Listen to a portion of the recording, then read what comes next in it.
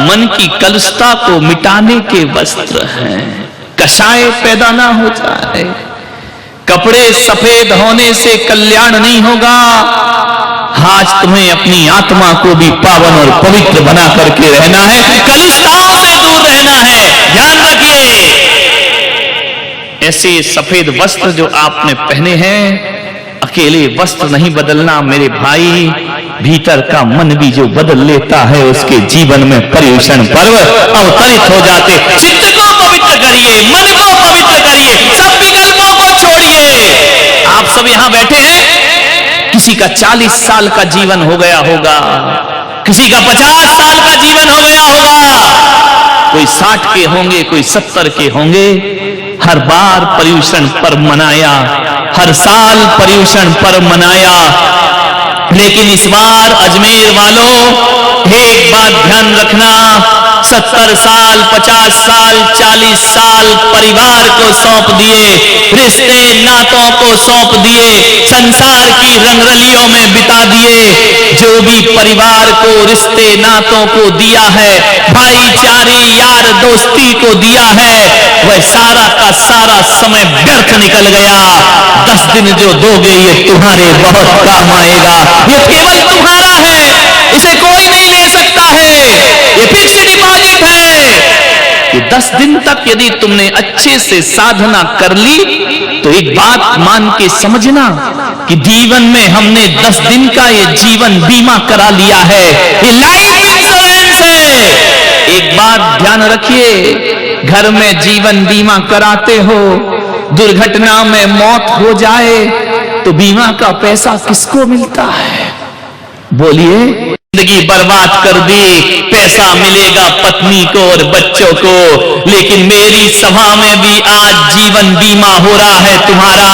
और एक बात याद रखना, ये पुण्य का वो जीवन बीमा है, यदि आपने मेरे यहां बैठकर और जिनेंद्र के दरबार में लाइफ इंश्योरेंस करा लिया तो एक बात याद रखना, मर भी गए तो पत्नी को नहीं मिलेगा, तुम्हारा तुम्हें ही प्राप्त होगा। इस जन्म में भी प्राप्त होगा, आने वाले जन्म में भी प्राप्त, जन्म तुम्हें ही मिलेगा। इसका ब्याज कोई और नहीं ले सकता है। ध्यान रखना, ये हमारे जीवन की सबसे बड़ी कमाई है। छल मत करना। 10 दिन तक विशुद्ध आध्यात्मिक साधना करना। एक आदमी बोले, महाराज क्या हम अपनी दुकान, अपने दफ्तर में यही कपड़े पहनकर जाएंगे? मैंने क्या कमाल कर दिया। अपना धर्म तो पहनने का ही नहीं है मेरे भाई, तुम्हें तो कम से कम ये पहना रहा हूं मैं तुमको। तो लोग क्या कहेंगे? पागल हो गया, ये जैनी लोग पागल हो गए, ये सफेद सफेद धोती दुपट्टों में कहां घूम रहे। ऐसा कोई नहीं कहेगा। जब ईद आती है, रमजान आता है, हर मुसलमान के सिर पर एक टोपी हुआ करती है। ध्यान रखिए, जब आता है सावन का महीना, हर हिंदू परंपरा भगवा पहनकर कांवड़ पर जल की यात्रा लेने जाता है। उसे देखकर लगता है कि इनका त्योहार आया है। आज तुम भी गुजरो सड़कों से, लोग कहेंगे जैनियों का त्योहार आया है, जैनियों का पर्व। इन पर मत देखो, ये तो बेचारे ताली बजाने को आए। जान, इन्हें देख के कौन कहेगा जैन साहब जा रहे हैं? यदि चले गए तो क्या दिक्कत है? अपनी संस्कृति, अपनी सभ्यता और अपनी परंपराओं में शर्म महसूस मत करो, इसमें गर्व महसूस करिए। आज महिलाएं यहां से घर जाएंगी, सफेद सफेद पूरे रोड में। ध्यान रखना, जो भी देखेगा कहेगा जरूर कोई साधक जा रहे हैं, कोई साधिकाएं जा रही हैं। ध्यान रखना, इससे इज्जत खराब नहीं होगी, लोगों के हृदय में आस्थाओं का स्थान तुमको प्राप्त हो जाएगा। ध्यान रखना, पर्युषण पर्व है, लगना चाहिए कि जैनों का कोई त्योहार आया है, लगना चाहिए कि तपस्वियों का कोई त्योहार आया है। सफेद वस्त्र जीवन के त्याग का प्रतीक है। ऐसा मत करना महिलाएं, संकल्प है तुम्हारा। ये नहीं कि घर गए तो रंगीन वस्त्र पहन लिए, दिन भर आपको यही पहनना है। 2 साड़ी किस लिए दी गई है? जो शिविर में उनको 2 मिलेंगी, अभी मिलेंगी, चिंता मत करो, मिलेगी, टेंशन मत। कितनी जल्दी प्राण निकले। एक महाराज पति की 1000 तो छुड़वा दी, तुम भी 2 नहीं दे रहे हो। मिलेंगी मिलेंगी, टेंशन मत लीजिए। समझ में आ रहा? सफेद एक साड़ी में कैसे रहोगी? एक में तो माता जी भी नहीं रहती, उसको भी 2 लगती है। ध्यान रखिए, विचार सफेद। चटाई पे सोना है, गद्दे पर नहीं सोना है। समझ में आ रहा? नहीं तो साधना के साथ छल हो जाएगा। बन जाइए एक दिन, चिल्लाते हो मां का लाल कैसा हो, पुलक सागर जैसा हो, पड़ोसी कहीं। तुम कब बनोगे?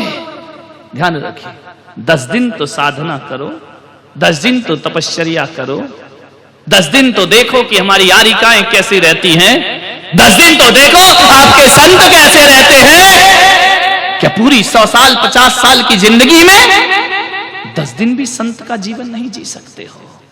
10 दिन इतना मुश्किल है, फिर जो जीवन भर साधु बने हैं उनकी निंदा करना आसान है, लेकिन संत का जीवन जीना बहुत कठिन काम हुआ करता है। अरे मुनि बनना कोई खेल नहीं है, बच्चों का खेल निकल जाता है। अच्छों का ध्यान रखिए। एक दिन नहीं होती साधना, 10 दिन सन्यास नहीं होता।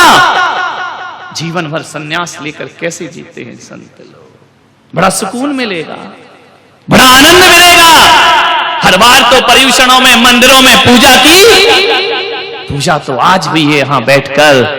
शास्त्रों में कहा है कि जो सामूहिक बैठ करके पूजा करते हैं उनको सामूहिक पुण्य की प्राप्ति हुआ करती है। तुम पढ़ते हो शास्त्रों में, पूजाओं में कि सम्यक शिखर की अमुक टोक से इतने मुनियों को मोक्ष हुआ है, हजारों लाखों मुनि मोक्ष गए। एक बात ध्यान रखना, यदि पवित्र भाव से भगवान की पूजा अर्चना देव शास्त्र गुरु की आपने कर ली तो मैं विश्वास दिलाता हूं कि जब भी पुण्य मिलेगा तो तुमको सामूहिक पुण्य का फल प्राप्त होगा। हो सकता है इस जन्म में नहीं, अगले जन्म में, अगले नहीं, कभी ना कभी।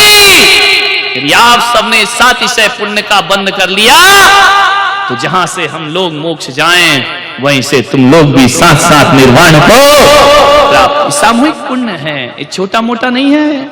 मंदिर में बैठ के पूजा करना अलग चीज है, तो समूह रूप में पूजा करना अलग चीज हुआ करती है। तुम देखते नहीं, एक बस जाती है, बस में कहां कहां के यात्री बैठते हैं। कोई अजमेर का बैठता है, कोई जयपुर का बैठता है, कोई उदयपुर का बैठता है, कोई नसीराबाद का, कोई किशनगढ़ का बैठ जाता है।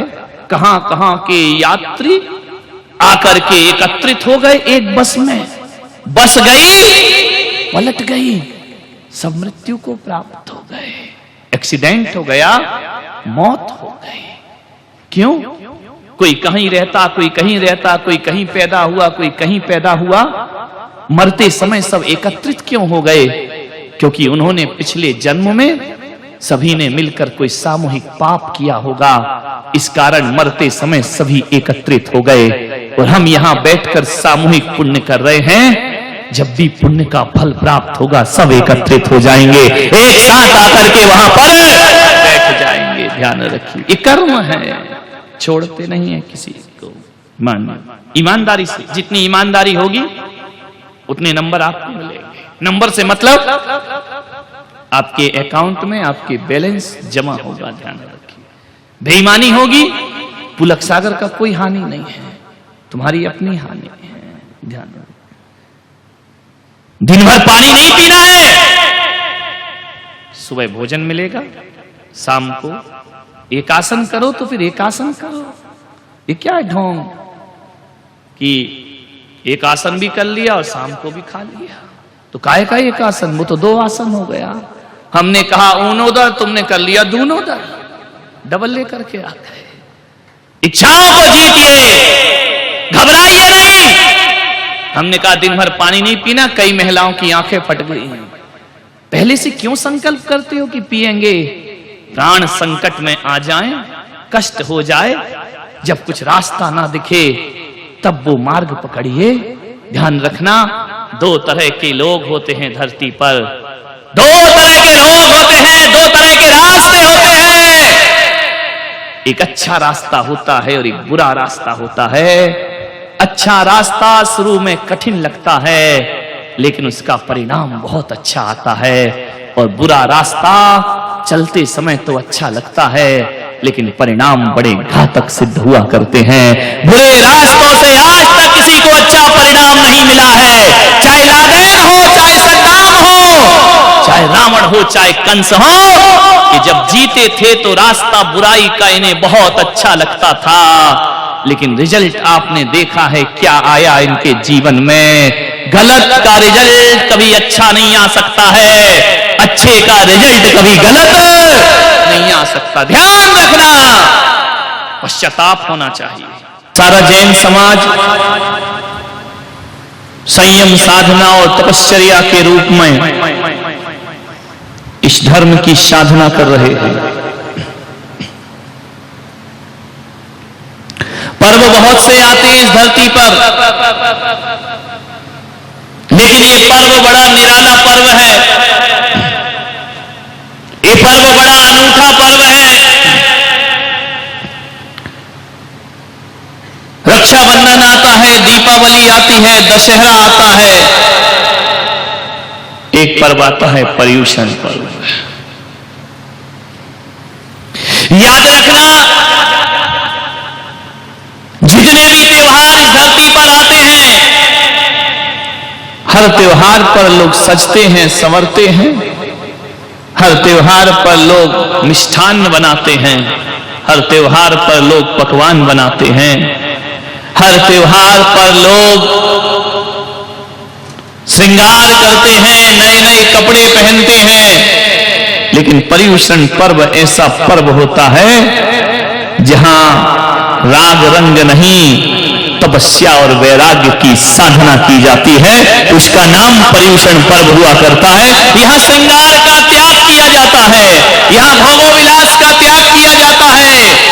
पर्युषण पर्व वो पर्व है, हर पर्व में बच्चे रोते हैं कि अच्छे कपड़े पहनेंगे, हर त्योहार में बच्चा रोता है कि मुझे अच्छा खाने को चाहिए, ये खाना है, वो खाना है, यहाँ घूमना है। लेकिन जैनियों का पर्युषण पर्व ऐसा आता है, यहाँ बच्चा खाने के लिए नहीं रोता है, बच्चा रोता है कि माँ मैं एकासन करूंगा, मैं उपवास करूंगा, मैं तपस्या करूंगा, मैं रात्रि में भोजन नहीं करूंगा।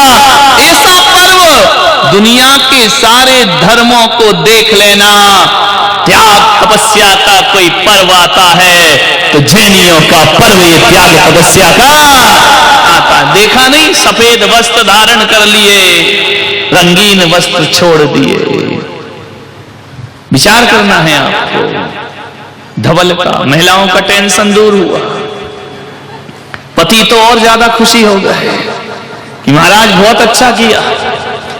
2 घंटे तो इनको अलमारी में चयन करने में लगता था कि सुबह कौन सी पहनना, दोपहर को कौन सी साड़ी पहनना और शाम को कौन सी साड़ी पहनना। रंग दी संयम से चुनरिया, रंग दी त्याग से चुनरिया, ले लिया जीवन में साध्वी का भेष, ले लिया अपने जीवन में त्याग और संयम की साधना का रंग। ये धवल वस्त्र अपने हाथ काले हो जाते हैं, और दूसरों के लिए गड्ढा खोदोगे तो वो गड्ढे में बाद में उतरेगा, तुम गड्ढे में पहले उतर जाओगे। ध्यान रखिए। आग लेकर हाथ में पगले जलाता है किसे? जब ये बस्ती ना रहेगी तू कहां रह जाएगा। दूसरों का घर फूंकने से अपने घर में खुशहाली नहीं आती है। घरों को बसाइए। मैं प्रवचन करता हूं, मैं उपदेश देता हूं, तुम्हारे घर अच्छे से बस जाए, तुम्हारे व्यवहार अच्छे हो जाए, तुम्हारा परिवार अच्छा हो जाए। नहीं होगा तो मेरा क्या बिगड़ेगा? लेकिन नहीं, सर्वे भवन्तु सुखिनः सर्वे सन्तु निरामया। कोई दुखी ना रहे इस संसार में, इस संत का प्रयास रहता है। मन कुटिलता से बचिए। एक बार मुल्ला नसरुद्दीन अजमेर से चला, कहां पहुंचा? कौन बोला? ग्वालियर। वो तो बाजू में बैठे मुल्ला जी। अजमेर से चला ग्वालियर, रविवार का दिन, आज का ही दिन था। उसने कहा यार बड़ी मुश्किल से छुट्टी मिली है, चलो बीबी को ले आते हैं, इसके बाद तो फिर हफ्ते भर मुझे टाइम नहीं मिलेगा। बहुत रश चल रहा था। जैसे ही स्टेशन पर पहुंचा, इतनी भीड़ कि ट्रेन में पैर रखने को भी जगह। मुल्ला ने कहा यार जाना आज ही है, नहीं जाऊंगा तो दिक्कत हो जाएगी, 8 दिन तक फिर मैं जा नहीं पाऊंगा। उसके दिमाग में खुरापात सूझी। वो अजमेर के स्टेशन में प्लेटफार्म से बाहर निकला और उसने मेला लगा हुआ था, एक चाबी भरने वाला सांप खरीद लिया। फुल चाबी भरी, इतनी भरी कि 10 मिनट तक चलता रहे, और एक बोगी में सांप छोड़ दिया। जैसे ही छोड़ा लोग बोले सांप सांप सांप। 2 मिनट के अंदर डिब्बा खाली। अभी निकल आए नागिन, ये प्रवचन छोड़ के भाग जाएंगे, ध्यान रखना। और सबसे पहले वो भागेंगे जिनकी उम्र 80 साल है, उन्हें ज्यादा जीने की इच्छा है। 2 मिनट में बोगी खाली हो गई। उठाया अपना बोरिया बिस्तर बैग फेंका फटाफट, बोले सांप काट लेगा। मुल्ला ने देखा, मजा आ गया। बोगी खाली, सीट नहीं मिल रही थी। तुम मत कर देना ऐसा। उसने उठाया अपना सांप, अपनी झोले में रखा, सिरहाने रखा और सो गया आराम से। दोपहर को नींद खुली, एक चाय बेचने वाला आया। कैसे बेचा रे पारस? एक चाय बेचने आया। बाबूजी चाय ले लो चाय। मुल्ला ने खिड़की खोली, बोले कौन सा स्टेशन है? बोले अजमेर। बोले अजमेर?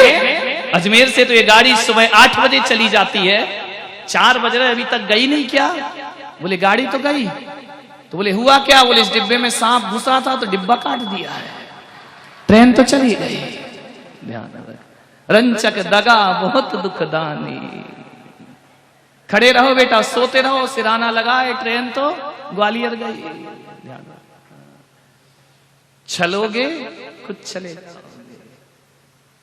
मुल्ला ने कहा चलो, फंस गए अपन उल्टे।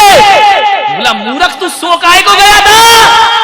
सारी सवारी दूसरे डिब्बे में सेट की और ट्रेन पहुंच गई ग्वालियर।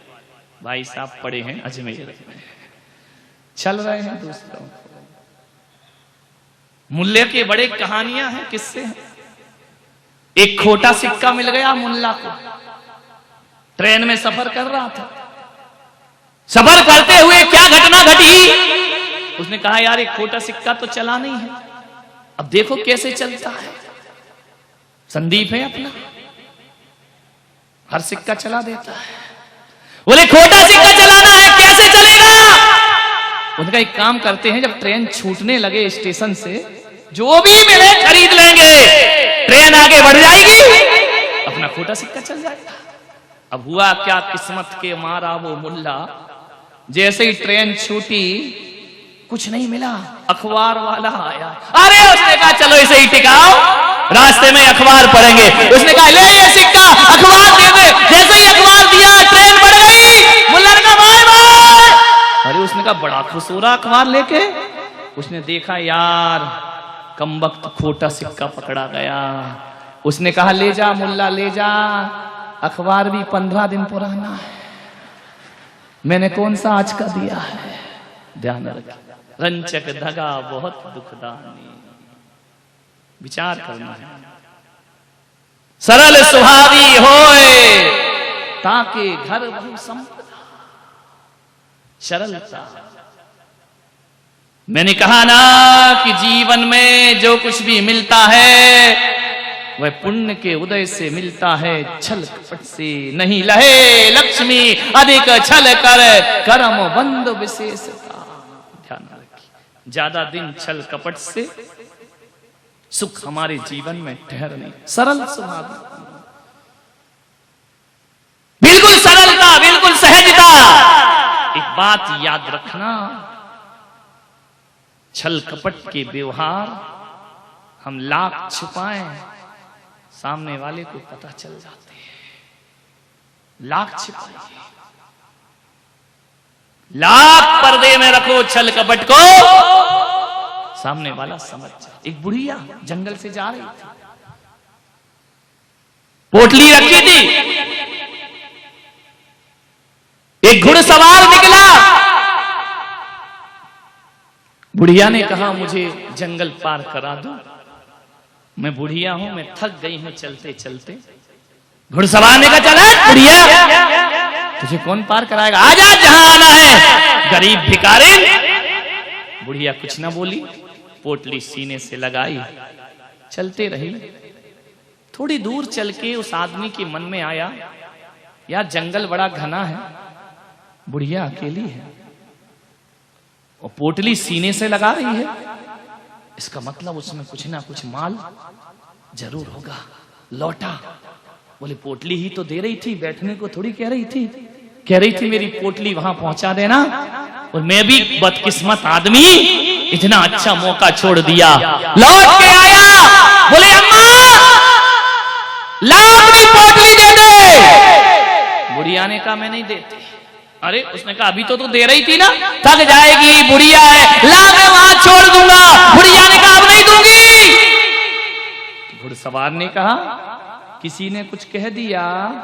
बोले हाँ, जिसने तेरे मन में कह दिया उसी ने मेरे मन में कह दिया, अब मैं तुझे पोटली देने वाली नहीं। ध्यान रख, छल कपट समझ में आ जाते हैं, जो उधर कहता है वो इधर भी सूचना दे दिया।